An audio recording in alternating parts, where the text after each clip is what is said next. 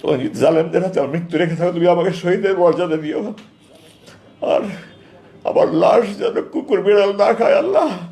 আমার লাশটা অক্ষত অবস্থা আমার মা স্ত্রী সন্তানদের কাছে পৌঁছে দিও। আমি দেশবাসীর কাছে বলতে চাই, আপনারা যদি মনে করেন আমি ভারতের বিরুদ্ধে প্রতিবাদ করে অন্যায় করেছি, এটা খারাপ কাজ করেছি, দেশ বিরুদ্ধে করেছি, আমাকে ফাঁসিয়ে দেন, আমি হাসতে হাসতে ফাঁসির মধ্যে যাব। আমার বাবা 2012 সালের 12ই জানুয়ারিতে এক প্রহসনের ট্রাইব্যুনাল তাকে গ্রেফতারের আদেশ দেয় এবং উনি প্রায় 3.25 বছর চিকিৎসাধীন অবস্থায় থেকে জালেমের কারাগারে থেকে উনি সুচিকিৎসার অভাবে উনি আস্তে আস্তে 23 অক্টোবর 2000, আমি 8 বছর থাকায় আমার বছরগুলি এদিক সেদিক হয়েছে, ক্ষমা করবেন, 2013 সালের 23 অক্টোবর উনি ইন্তেকাল করেন।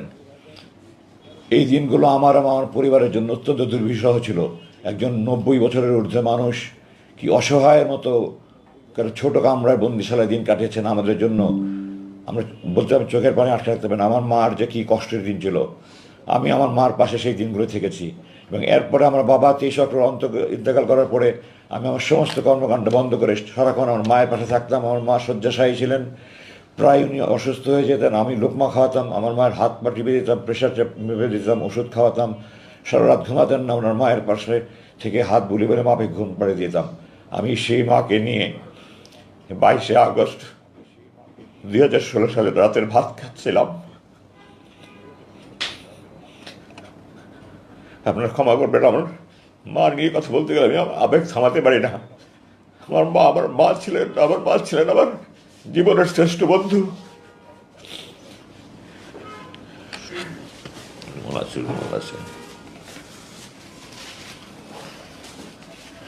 আমি আমার মার সাথে খেতে বসেছিলাম। এই সময় সরকারের গুন্ডা বাহিনী, আমি গুন্ডা বাহিনী এই জন্যই বলছি যে আইন প্রয়োগকারী সংস্থার লোক ওয়ারেন্ট ছাড়া, মামলা ছাড়া, ওয়ারেন্ট ছাড়া উঠিয়ে নিয়ে যাওয়া মানেই গুন্ডারদের কাজ। সুতরাং যেই করুক না কেন সে গুন্ডা, এবং এটা করেছে সরকারের যেই বাহিনী হোক, সরকারি গুন্ডা বাহিনী।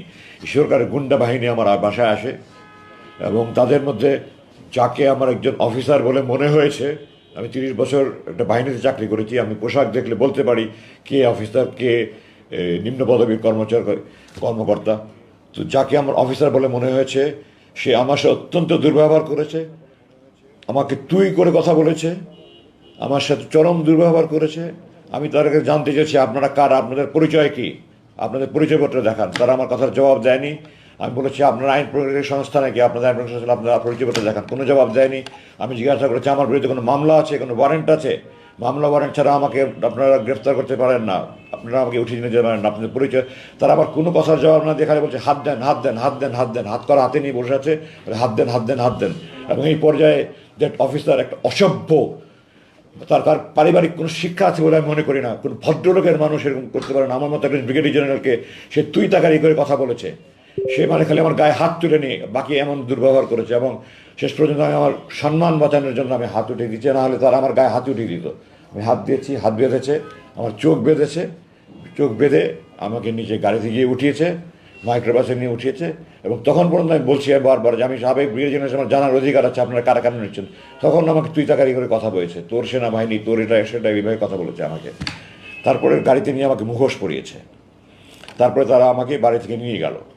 এখন আমি ফিরে এসে আরও যা জানতে পারছি সেটা হলো তারা আমার স্ত্রীর সাথে চরম দুর্ব্যবহার করেছে, তাকেও তারা উঠিয়ে নিয়ে যেতে চেয়েছিল এবং তার সাথে চরম দুর্ব্যবহার করেছে।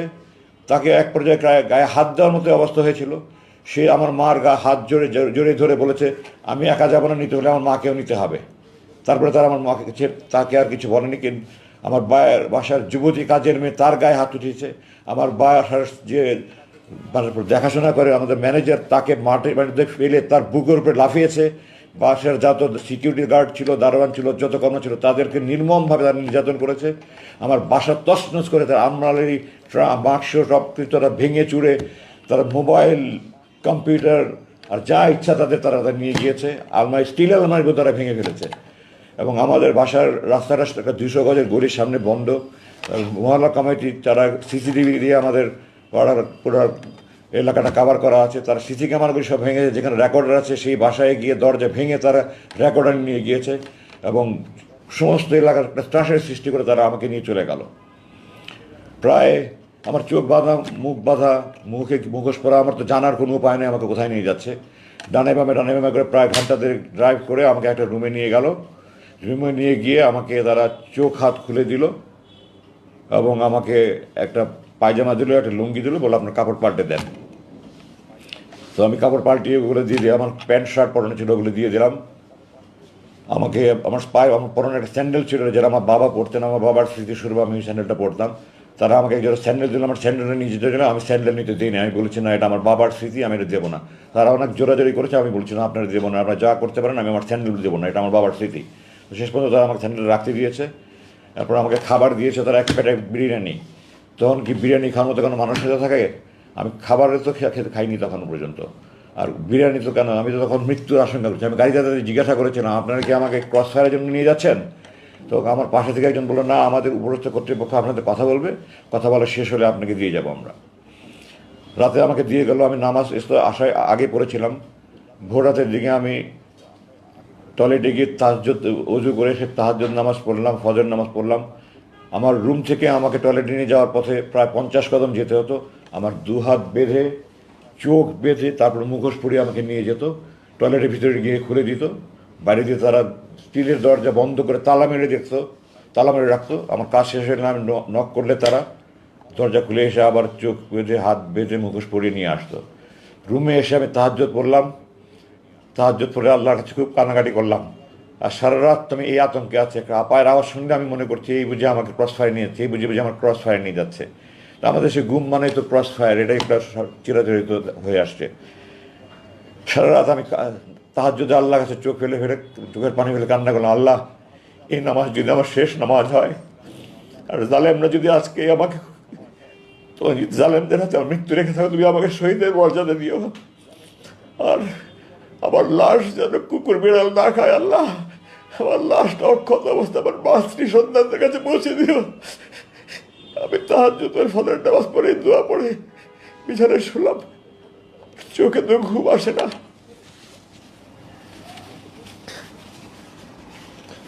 আগের দিন দুপুরে খেয়েছি, এরপরে তো সারা রাত ঘুম নাই, খাবার নাই, মৃত্যুর আতঙ্ক। পরের দিন সকালে নাস্তা দিয়েছিল আমাকে, চা, পরার, ডিম ভাজি। নাস্তা খাওয়ার তো নাস্তাটা দিয়ে দেখলেই আমার চোখ দিয়ে ঝরঝর করে পানি বলে, কারণ আমি মাকে নিয়ে খেতে বসছিলাম, মাকে দুইয়ের সময় লোকমা খাইয়ে দিলাম। আমি বললাম এগুলো নিয়ে যান, আমি খাবো না। এরপরে 12টার দিকে হঠাৎ করে আমার মনে হলো আমার হাত পা সব খিঁচুনি আসছে, আমার মনে হলো আমি যেন মরে যাচ্ছি। আমার চোখ মুখ অন্ধকার হয়ে আসতে, আমি চিৎকার চেঁচামেচি শুরু করলাম। এরপরে আমি আর কিছু বলতে পারবো না। কতক্ষণ পরে আমার হুশ আসছে আমি বলতে পারবো না। আমি দেখলাম আমাকে আগে যে রুম নিয়েছিলাম তাতে অন্য আরেকটা রুমে, এবং আমার হাতে স্যালাইন দেওয়া।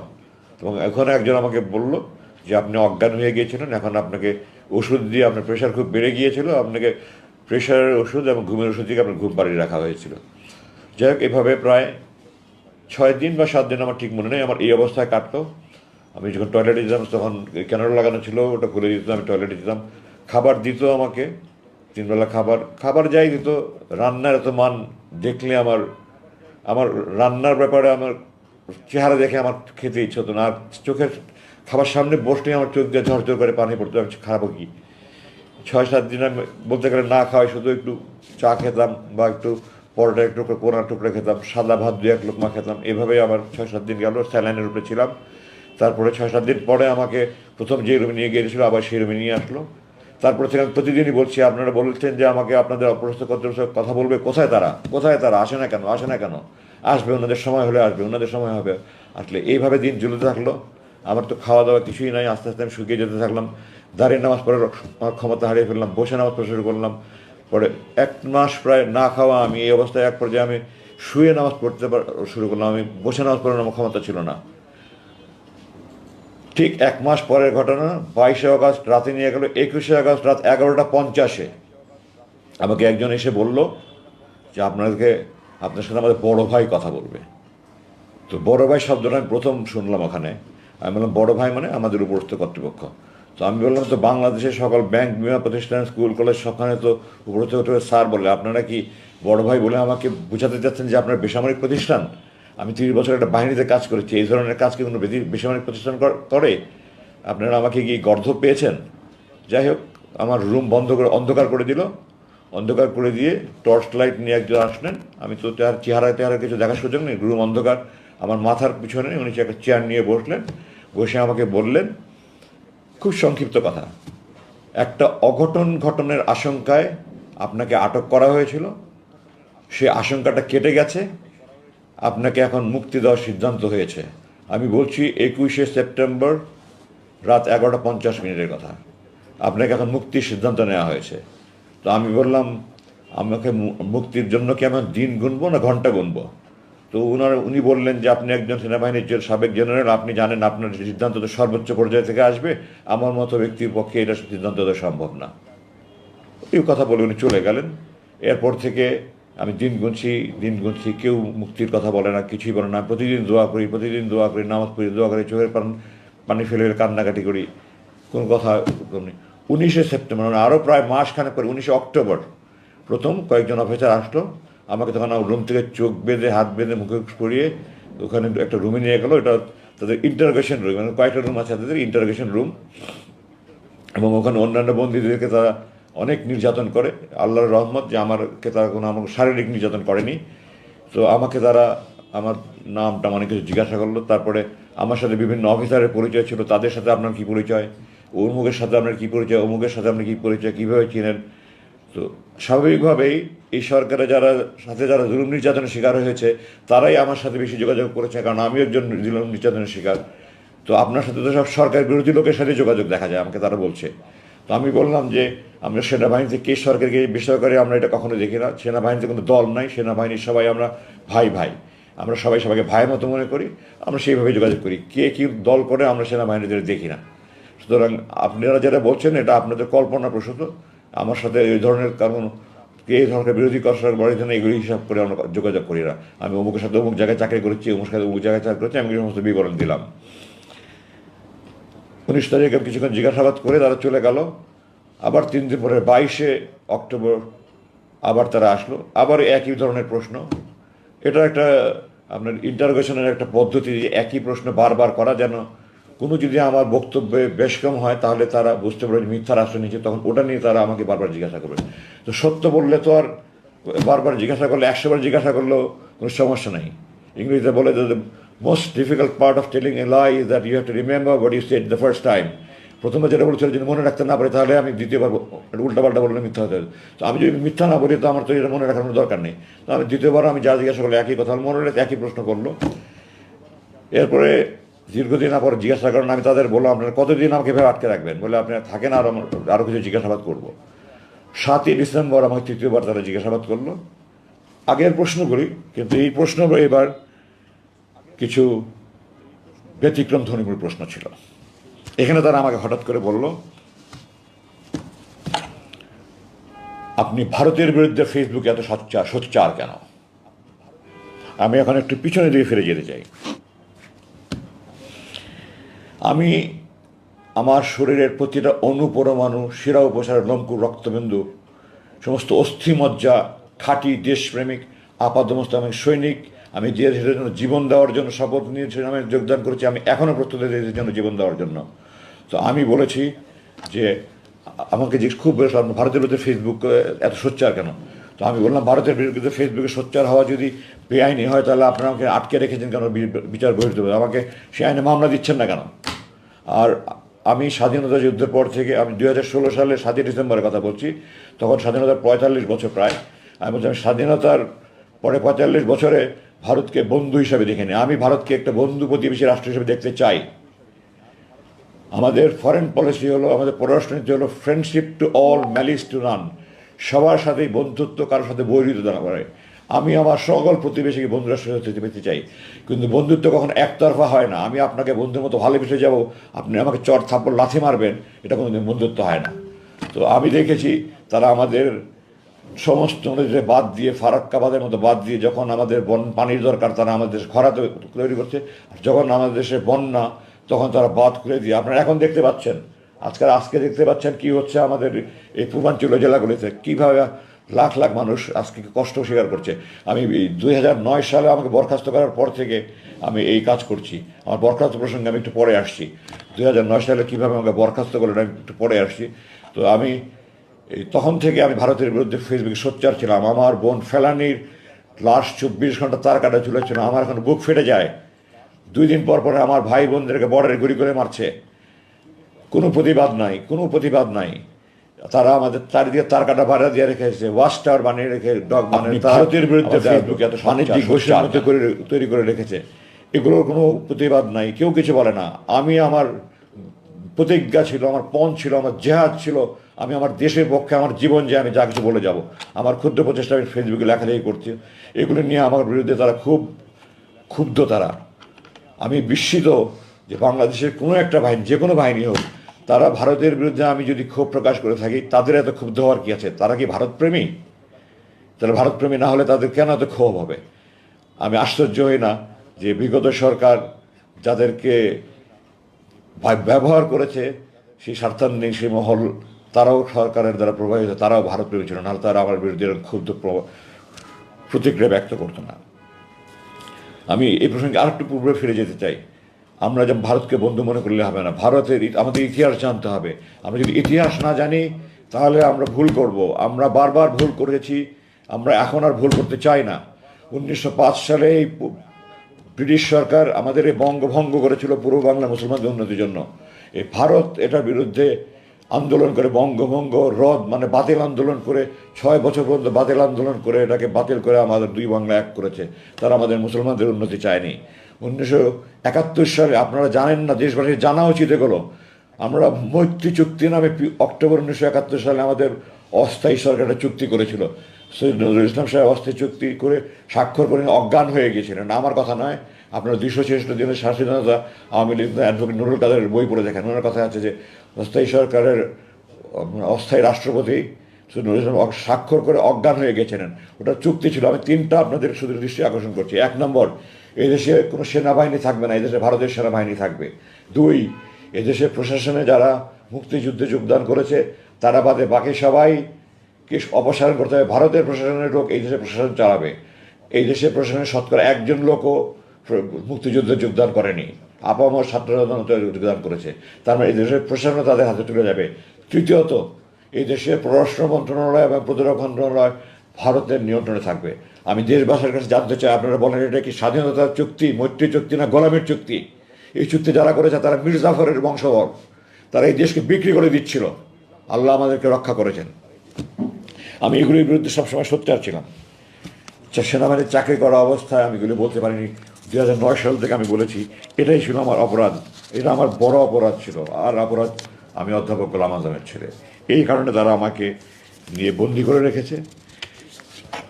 এবং এই 29,794 ঘন্টার কাহিনী 29,794 দিন বলেও শেষ করা যাবে না। সেই নির্মম কারাগারে আল্লাহ আমাকে চোখ দিয়েছেন আল্লাহর পৃথিবী দেখার জন্য। আমার এটা অধিকার, আমার সেই অধিকার কেড়ে নেওয়া আছে। আমি আল্লাহর আকাশ দেখিনি, বা সূর্য দেখিনি, চাঁদ দেখিনি, মেঘ দেখিনি, বৃষ্টি দেখিনি, রোদ দেখিনি, আমি আল্লাহর মাটি দেখিনি, গাছ দেখিনি। আমার রুমের দক্ষিণ দিকে দুটো ছোটো ভেন্টিলেটর ছিল, ওগুলো দিয়ে মাঝে মাঝে একটু আলো দেখা যেত। আমি মাঝে মাঝে ওই তাকিয়ে দেখতাম। তারা একটা সিসি ক্যামেরা দিয়ে খেয়াল করে ওটাও বন্ধ করে দিয়েছে। আমার বুক হাহাকার করতো, আমি আল্লাহর দুনিয়া দেখতে চাই।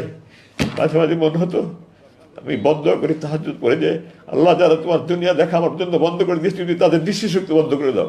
কিন্তু আমি আল্লাহর কাছে বিচার দিয়েছি, আল্লাহ আমি বন্ধ করি না, তুমি আকামুল হাকিমিন, সর্বশ্রেষ্ঠ বিচারক আল্লাহ, তুমি তাদের ব্যবস্থা নিও। আমি দেশবাসীর কাছে বলতে চাই, আপনারা যদি মনে করেন আমি ভারতের বিরুদ্ধে প্রতিবাদ করে অন্যায় করেছি, এটা খারাপ কাজ করেছি, দেশ বিরুদ্ধে করেছি, আমাকে ফাঁসিয়ে দেন, আমি হাসতে হাসতে ফাঁসির মধ্যে যাবো, আমি দৃঢ়ভাবে বলছি। আর যদি আপনারা মনে করেন আমি দেশপ্রেমিক হিসেবে সঠিক কাজ করেছি, তাহলে যারা আমার উপরে জুলুম করছে তাদের বিরুদ্ধে আমি সরকারের কাছে বিচার চাই, আপনাদের কাছে বিচার চাই। আপনারা এদেরকে খুঁজে বের করুন, এদেরকে একটা একটা করে বিচার করে তাদের যদি যার যে প্রাপ্য শাস্তি তা সেই শাস্তি প্রাপ্য দেবে, সরকারের কাছে আহ্বান জানাই। আপনারা আমাকে সহ যত রকমের যত গুম খুন ধর্ষণ রাহাজানি যত অন্যায় বিচার জুলুম হয়েছে, এই সবগুলির দোষী ব্যক্তিদের শাস্তির পূর্ণাঙ্গ বিচার করে মৃত্যুদণ্ড হোক, যে দণ্ড হোক, আপনার সেই দণ্ড প্রদান করেন। আমার ওখানে দিনগুলো কীভাবে কেটেছে এগুলো আমি মনে করে আমার বুক ফিরে যায়। আমি এগুলি ওই দুর্ধর্ষ ওই বিভীষিকাময় দিনগুলোর কথা মনে করতে চাই না। আমার চোখ 41,000 বারের মতো আমি হিসাব করেছি এই 8 বছরে মোট 41,000 মতো আমার হাত করা পড়েছে। আমার হাতের এখানে শত শত দাগ হয়ে গেছে। আমার চোখের এখানে চোখ এত জোরে বাতো, চোখের মনি মনে হয় ফেটে যাচ্ছে। আমি অনুরোধ করতাম একটু ঢিলা করে বাঁধেন, একটু ঢিলা করে বাঁধেন। আমার চোখে মনি ব্যথা হচ্ছে, আমার নাককে চাপ পড়ছে, আমি শ্বাস নিতে পারছি না। কোনো মায়া দয়াহীন ছিল না। আর কষ্ট লাগতো যে ছেলেগুলি রুমে আমাকে খাবার দিত বা আমাকে টয়লেটে নিয়ে যাওয়া আসা করতো, সেই ছেলেগুলি, আমি যখন 1981 সালে কমিশন হই, যে সৈনিক আমার বুট পালিশ করতো তাদের নাতির বয়সে ছেলে, আমার বড় সন্তান থেকে 10-12 বছরের ছোট ছেলে, তারা আমাকে ধমকের সুরে, হুকুমের সুরে কথা বলতো। আমার সমস্ত শরীর আগুন জ্বলতে, কিছু করতে পারতাম না, প্রতিবাদ করতে পারতাম না। ওখানে দৈনন্দিন প্রশাসন দেখার জন্য একটু সিনিয়র লেভেলের, আমার ধারণা তারা ওই হাবিলদার পর্যায়ের হবে। আমি তাদের কাছে বারবার অনুরোধ করেছি। 2-1 জন ছিল একটু সহানুভূতির ছিল, 2-1 জন ছিল, তারাও সুপারভাইজাররা আমার সাথে চরম দুর্ব্যবহার করেছে। এক পর্যায়ে এমন হলো যে একটা ছেলে বারবার দুর্ব্যবহার করছে, আমি তাকে বারবার পরিবর্তন করার কথা, তাকে পরিবর্তন করছে না। আমি সুপারভাইজারকে বললাম যে আপনারা যদি একে পরিবর্তন না করেন তাহলে আমার খাবার সময় যদি তার ডিউটি থাকে আমি খাদ্য বর্জন করবো। আমার সুপারভাইজার আমাকে হুমকি দিল, আপনি যদি খাদ্য বর্জন করেন তাহলে প্রতিবেলা খাবার সময় আমি তাকে ডিউটি দেবো। এবং সে সেটা বাস্তবায়ন করেছে। আমি 2 দিন শুধু মুড়ি পানি খেয়ে থেকেছি, কারণ যখনই আমার নাস্তার সময় তাকে ডিউটি দেয়, যখনই আমার দুপুরে খাবার সময় তাকে ডিউটি দেয়, যখনই আমার রাতের খাবার সময় তাকে ডিউটি দেয়। ডাক্তার কিছুদিন, এটা গত বছর শেষের দিকের কথা বলছি, আমার কথা একটু আগে পিছিয়ে হয়ে যাবে, কিছু ক্ষমা করবেন আমাকে। তো ডাক্তার গত জানুয়ারি মাসের 19-20 তারিখের দিকে আমার দেখতে আসলো। প্রথম দিকে প্রায় 1 মাস পর পর দেখতে আসতো, এরপরে বছরখানেক পর থেকে 2 মাস পর পর দেখতে আসতো, বছর 3 পর থেকে 3 মাস পর পর দেখতে আসতো, শেষ পর্যন্ত 3 মাস পর পর দেখতে আসতো। তো গত জানুয়ারি মাসে ডাক্তার 19-20 তারিখে থেকে আমার দেখতে আসলেন। আমাকে বললেন আপনি কেমন আছেন। আমি বললাম ডাক্তার সাহেব, বললাম ডাক্তার সাহেব আপনাকে হাত জোর করে বলছি আমার শারীরিক চিকিৎসা দরকার নেই, আপনি আমাকে মানসিক নির্যাতন থেকে রক্ষা করেন, আমি সহ্য করতে পারি না।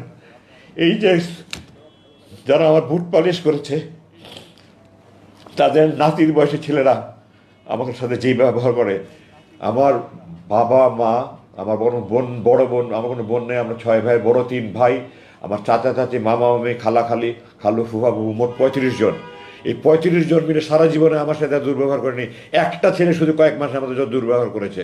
আমি সেনাবাহিনীর চাকরি, তো সিনিয়র কর্তৃক দুনিয়াতে বকাঝকা দেওয়া এটা যে কোনো বাহিনীতে হয়ে থাকে। আমার 35 বছর সেনাবাহিনীর চাকরিতে আমার সিনিয়ররা আমাকে এত বকাঝকা করেনি, একটা ছেলে আমার সাথে এত দুর্ব্যবহার করছে। আমি সুপারভাইজারকে বারবার বলেছি আপনি তাকে দয়া করে পরিবর্তন করেনি। আমি ডাক্তার সাহেবকে সব বললাম। আমি তাকে যখন বলেছি যে আমি খাদ্য বর্জন করবো, সে তখন বলেছে আমি তাকে বারবার ডিউটি দিব, এবং সে হুমকি বাস্তবায়ন করেছে। তারপরে ডাক্তার সাহেব দয়া পরামর্শে উনি উদ্বস্ত কর্তৃপক্ষ করে ওই সুপারভাইজার ওই সৈনিককে পাল্টে দিয়েছে। তো আমার এই কষ্ট আমি আপনাদেরকে ভাষায় প্রকাশ করতে পারবো না, প্রকাশের কোনো ভাষা নেই। যারা এই সুপারভাইজারদের বয়সের ছেলেরা, তাদের জন্মের আগে তাদের মতো, আমি তাদেরকে একজনকে বলেছিলাম একদিন যে সুপারভাইজার সাহেব আপনার জন্মের আগে আমি আপনার মতো লোক চড়িয়ে খেলেছি, আমার চোখের ইশারা তারা বুলেটের মতো কাজ করেছে, আজকে আপনি আমার সাথে দুর্ব্যবহার করছেন। সে তারপরেও দুর্ব্যবহার করেছে, এবং দুর্ব্যবহার না, তারপরে আমার চোখ আরও বেশি লাইট করে বাঁধা শুরু করেছে, আরও নতুন নতুন। আগে আমাকে প্রথমত নামাজের সময় বলতো, তারা নামাজের সময় বলেন। আমি বললাম আপনার কি মুসলমানের ছেলে নাকি, আমাকে নামাজের সময় বলেন না। আমি তাহাজ্জুদ করে বসে আছি, ফজর নামাজ পড়বো, কিন্তু নামাজের সময় বলে না। আমি জোরের নামাজের টাইম জানতে চাচ্ছি যে জোরের নামাজে ওয়াক্ত হলে নামাজটা পড়ে একটু শুভ, তারা নামাজের টাইম পড়ে না। আমার আজান মাঝে মাঝে শোনা যেত, হালকা হালকা শোনা যেত, ভেন্টিলেটরটা বন্ধ করার পরে ওটাও শোনা যেত, কারণ মানে রুমের এত চারিদিকে তো আপনার এক্সস্ট ফ্যান আর জেনারেটরের মতো সাউন্ড, আর পাম্পের মধ্যে বিভিন্ন রকমের সাউন্ড, কি এইভাবে কী যেন সাউন্ড তারা তৈরি করে। আজান হলে আরও বেশি সাউন্ড তৈরি করে তারা, যেন আমরা আজান শুনতে না পাই। আমি আপনাকে মুসলমানের বাচ্চা, একটা কাফের দেশও তো এরকম অন্যায় করা হয় না বলে আমার মনে হয়। ভারতের মতো দেশ, সে দেশেও তো আজান শোনা যাচ্ছে মাসে মানুষ আজান, আমি বিভিন্ন দেশে দেখে এসেছি আজান শোনা যাচ্ছে, আর আপনারা আমাকে আজান শুনতে দেবেন না? আপনার কি মন মানসিকতা? আপনারা কি আল্লাহর ভয় নাই, আখেরাতের ভয় নাই, জাহান্নামের ভয় নাই? বলেন না আমরা নামাজ পড়ি করে, আপনাদের এগুলি অন্তরের কথা না, এগুলি আপনাদের মুখের কথা। আমি তাদেরকে এইভাবে বলেছি। আমি বহুবার বলেছি, 5 বার আমি লিখিতভাবে দিয়েছি। আপনারা শেষবার আমাকে বললো যে আমরা 7ই ডিসেম্বর যে আমার কথা বললো, ভারতের বিরুদ্ধে এত সত্যাগ্রহগুলো বলার পরে বললো আমরা আপনার বিরুদ্ধে কিছু তদন্ত করছি, তদন্ত চলাকালীন আপনার থাকতে হবে। তাদের কথাতেই এবং সুরে এবং স্বরে এমন আশঙ্কা হচ্ছে তারা আমাকে সহজে ছাড়বে না। আমি বললাম তদন্ত কিসের? আপনারা জানেন এখন বিভিন্ন তদন্ত কমিটি হচ্ছে, এই কমিটি হচ্ছে। একটা ঘটনা ঘটে, ওটা সত্যতা জানার জন্য এবং দোষী ব্যক্তি নির্ণয়ের জন্য তদন্ত হয়। কোনো ঘটনা না ঘটলে কিসের তার উপর তদন্ত? আমি বললাম আপনি কিসের তদন্ত করবেন? তারা আমরা বললো যে আপনি লুকিয়ে লুকিয়ে কিছু করছিলেন কিনা এটা তদন্ত। আমি বললাম এটাকে কি তদন্ত বলে?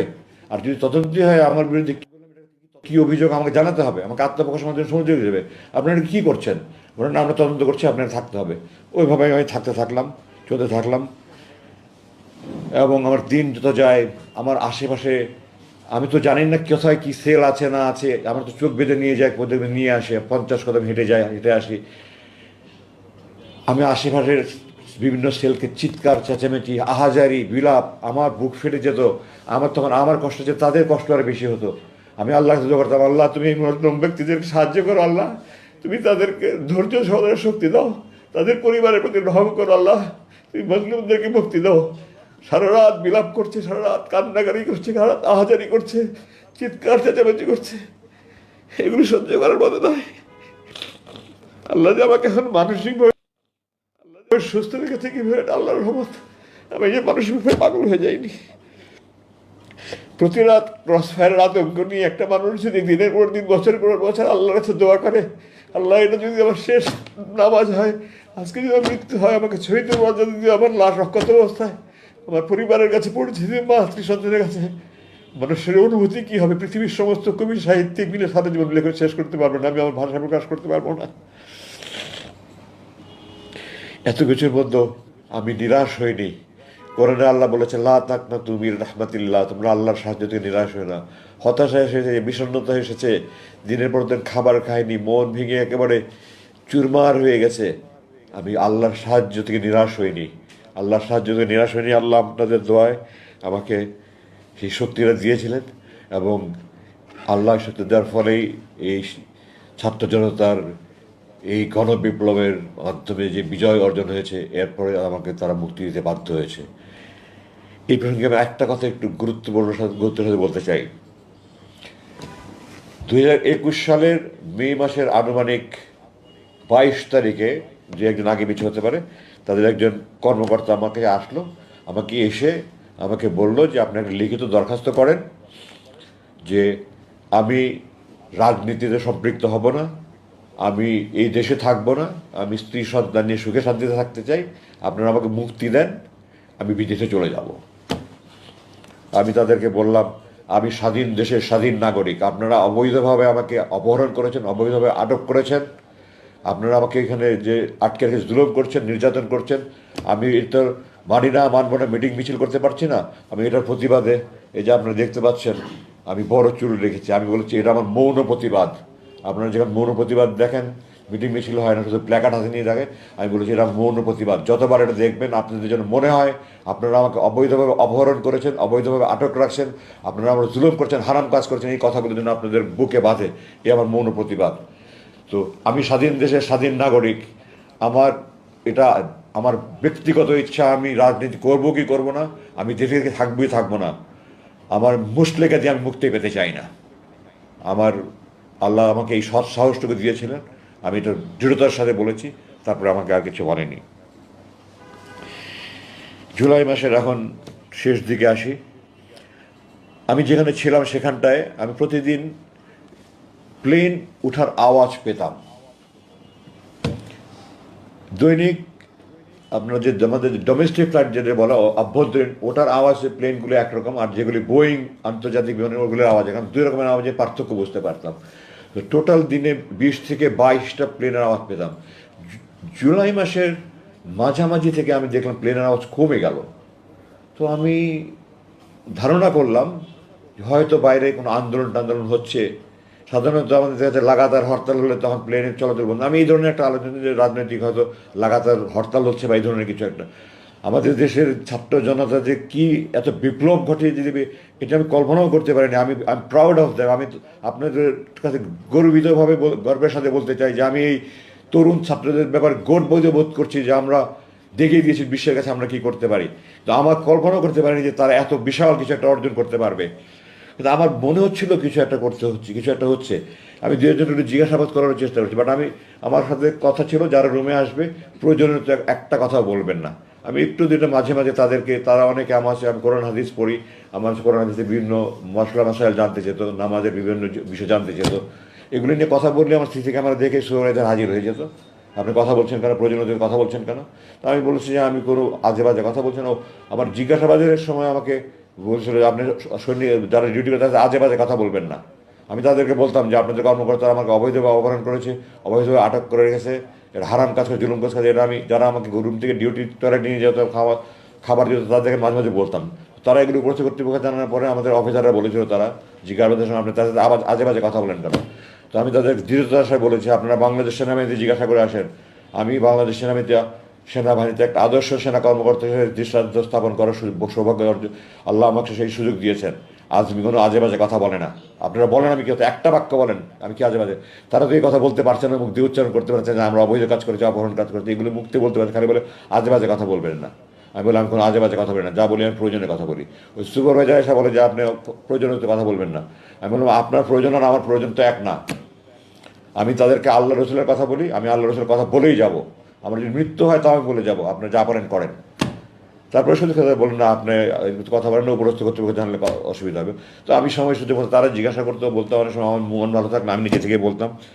তো জুলাই মাসের 5 তারিখে যে বিপ্লব হয়ে গেছে এটা তো আমি জানি না। আমাকে 5 তারিখ 10:30টার সময় এসে বললো যে আপনাকে ডাক্তারের কাছে নিয়ে যাওয়া হবে।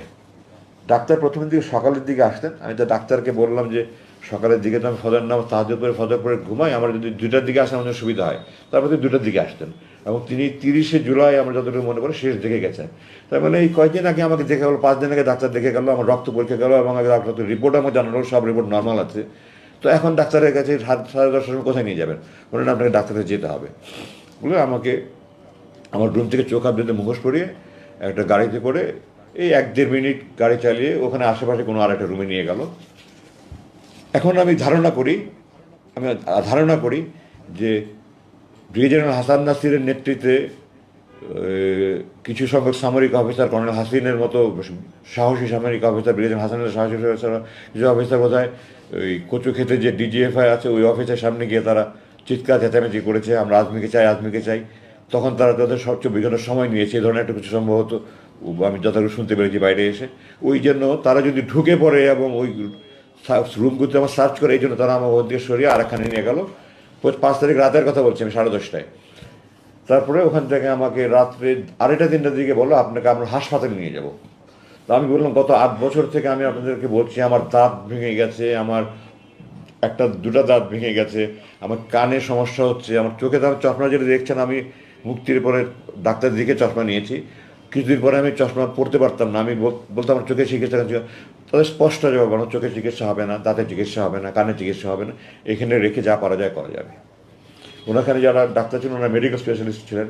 আমার প্রথমে যাওয়ার পর যখন চোখ বাঁধতো এখানে আমার ঘা হয়ে গেল, তো একটা ওষুধ দিলেন, পরে এটা পুরো মুখ ঘা ছড়িয়ে গেল। যাই হোক পরবর্তীতে ওষুধ সংক্রান্ত আমার ওই মুখে এখনও চারিদিকে অনেক সমস্যা রয়ে গেছে, চামড়ায় হাতে পায়ে চামড়া নানান সমস্যা হয়েছে। তো আমি বললাম যে এত 8 বছর ধরে আমি বলছি আপনাদের কাছে আমাকে হাসপাতালে নিয়ে যাবেন, হাসপাতালে নিয়ে যেতেন না, এখন রাত 3টার সময় আপনার হাসপাতালে নিয়ে যেতে কী কথা? তো বলে না যেতে হবে। তো তার যেতে হবে বলে তার কিছু উপায় নেই, চোখ হাত বেঁধে আবার মুখোশ পরে অ্যাম্বুলেন্সে করে যাচ্ছে যাচ্ছে যাচ্ছে রাত 3টার দিকে যাচ্ছে যাচ্ছে যাচ্ছে আর শেষ নাই। তো আমি বললাম যে ঢাকা শহরে কোনো হাসপাতাল তো এত দূরে না, আপনারা কোথায় হাসপাতালে নিয়ে যাচ্ছেন?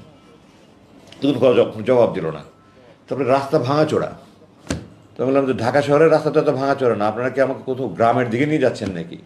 তারও কোনো জবাব দিল না। আমাকে নতুন একখানে নিয়ে গেল, নিয়ে গিয়ে ওই ওরকম বন্দিশালার মতো একটা বন্দিশালা, এটাতে অবশ্য অ্যাটাচ টয়লেট ছিল, ছোটো রুম, একটা খাট একটা টেবিল ছিল।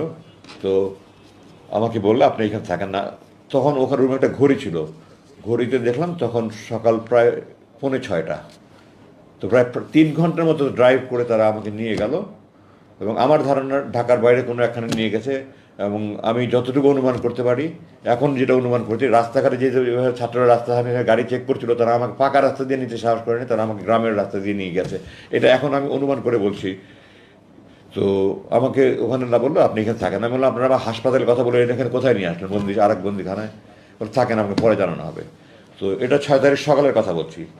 6 তারিখ দুপুরে আমাকে বলল আপনাকে আজকে রাতটা মুক্তি দেওয়া হতে পারে, একজনে বললো আমাকে। আপনার কাপড়ের সাইজ বলেন। তো আমি বললাম তো আমি সাধারণত গার্মেন্টের কাপড় পরি না, আমি সাইজ বলতে পারবো না। তো তারা একটা কাপড় নিয়ে আসলো, আমাকে দেখালো যে আমি যে কাপড়টা আপনার প্রথম দেখেছেন, আমি প্রথম মুক্তি পরে যে একটা প্যান্ট শার্ট গাঞ্জি পরেছিলাম ওই কাপড়গুলো, ওটা পরে দেখলাম ঠিক আছে। তো বললো আমরা রাত্রে 2:30-3টার দিকে আপনাকে নিয়ে যাব। তো 2:30-3টার দিকে এসে বললো যে আমরা আজকে কোনো একটা বিশেষ অসুবিধার কারণে নিতে পারছি না, আপনাকে কালকে মুক্তি হবে। তোমার অপেক্ষা করা ছাড়া তো কোনো উপায় নেই, আমি বাইরের কোনো জগতের কোনো খবরই নাই আমার কাছে। পরের দিন সকালবেলা দুপুরে আমাকে এসে বললো আজকে রাত 9টার দিকে আপনাকে নিয়ে যাব। আমি সাধারণত 9:30 দিকে ভাত খেতাম, বললো রাত 9টার দিকে আপনি নিয়ে যাওয়া হবে, আপনার 8টার দিকে ভাত দিয়ে দেবো, এর মধ্যে আপনার খাবার টাবার খেয়ে রেডি হয়ে যাবেন। তো আমি সেই অনুযায়ী রেডি হয়ে গেলাম। তখন তো আমি কোথায় নিয়ে যায়, আবার কোথায় নিয়ে মেরে ফেলে, কিন্তু আমি তো কোনো কিছু সব কিছু অনিশ্চয়তার মধ্যে। আমাকে এগুলি ভাওতা দিয়ে আমাকে কোথাও নিয়ে গুম করে মেরে ফেলবে, লাশ কোথায় ফেলে রাখবে, এই আশঙ্কায় তখন থেকে খাবারও মুখে আসে না। যাই হোক সামান্য কিছু খেয়ে আমি রেডি হয়ে থাকলাম, তার সোয়া 9টার দিকে আমার নিয়ে রওনা হলো। প্রায় 2.5 ঘন্টার মধ্যে গাড়ি চালিয়ে আমাকে সেই টাঙ্গাইল যমুনার রাস্তা এলেঙ্গায় রাস্তার পাশে নিয়ে আমাকে চোখ হাত বেঁধে ছেড়ে দিল, আমাকে কিছু টাকা দিল আপনার বাস ভাড়া। তোমায় বললাম এটা কোথায়? ওই যে সামনে বাস স্ট্যান্ড আছে, ওই দিকে পিছন দিক থেকে গাড়ি আসবে, আপনি বাস স্ট্যান্ডে গেলে যেতে পারেন খুব। আমাকে কিছু টাকা ভাড়া দিয়ে দিল, বললো আপনি মুক্তি, আপনি এখন মুক্ত, আপনি যেতে পারেন। জিজ্ঞাসা করলাম রাত কটা বাজে, তখন রাত 12:15। তো তারপরে আমি গাড়ি থেকে নেমে আমার এই আমাকে আমি প্রকাশ করতে পারবো না, আমি আকাশের দিকে চাকে চিৎকার, আল্লাহ আকবর, আলহামদুলিল্লাহ, আল্লাহ তুমি রহমান রহিম, তুমি করিম, আল্লাহ আমি তো 8 বছর পরে তোমার আকাশ দেখছি, তোমার তারা দেখছি, তোমার মেঘ দেখছি, তোমার চাঁদ দেখছি, আল্লাহ মাটির দিকে থাকে বলবো আল্লাহ তোমার মাটির মানুষ আমি, তুমি আমার সে মাটি দেখাচ্ছ 8 বছর পরে। আমি রেগে উত্তেজনায় কতক্ষণ মধ্যে বলেছি বলতে পারবো না। তখন হঠাৎ করে মাথা একদম চোখ মুখ অন্ধকার হয়ে আসলো। আমি গাড়ি থেকে নামিয়ে দাঁড়িয়েছিলাম, আমার জিপে ওর নিয়ে গেছিলো, ডানে একজন বসা বামে একজন বসা। তো আমি বললাম আমার মাথা ঘুরাচ্ছে, আমি একটু বসতে পারি? বলাচ্ছে বসেন। বসলাম, কিছুক্ষণ পরে বললাম ঠিক আছে আমি যেতে পারবো। আমি নামলাম, আমার বাবা যে বসা ছিল সে আমাকে হাতে টাকা দিল, আপনি টাকা নেন। তো আমি বললাম এখানে ঢাকার ভাড়া কত? বলে আমি জানি না ঠিক। এখানে কত টাকা? 5,000 টাকা। আমি বললাম আমি আপনাদের টাকার মুখোপক্ষী নেই, আল্লাহ আপনাদেরকে আপনাদের টাকার মুখোপক্ষী করেনি, আমার টাকার দরকার নেই, আমার এখান থেকে ঢাকার ভাড়া যতটুকু শুধু ততটুকু ভাড়া দেন। বললো না আপনি নিয়ে যান, আপনি না যা করেন করেন, আপনি দান করেন করেন, আমাদেরকে টাকা আপনাকে দিতে হবে। তাদের সাথে 1 সেকেন্ড কথা বলার মতো আমার রুচি ছিল না। আমি তারা আমাকে নামিয়ে দিয়ে চলে গেল, সবাই মুখোশ করা ছিল, যার ফলে দেখার কোনো সুযোগ নেই। আমি খুব সংক্ষেপে বাকি রয়ে শেষ করে দিচ্ছি। মাটিটা একটু এলোমেলো ছিল, উঁচু নিচু ছিল, আমি ঠিকমতো হাঁটতে পারছিলাম না। আবেগে উত্তেজনায় রাস্তা উঁচু নিচু, দুর্বলতার সময় হাঁটতে পারছিলাম না। এর মধ্যে হঠাৎ করে দেখলাম একটা পিছুতে দাঁড়িয়ে এসে ওই সামনে বাস স্ট্যান্ডে দাঁড়ালো। আমার তখন মানে মনে হয় যেন পারলে উড়ে গিয়ে ঝাঁপিয়ে বাসের মধ্যে উঠি।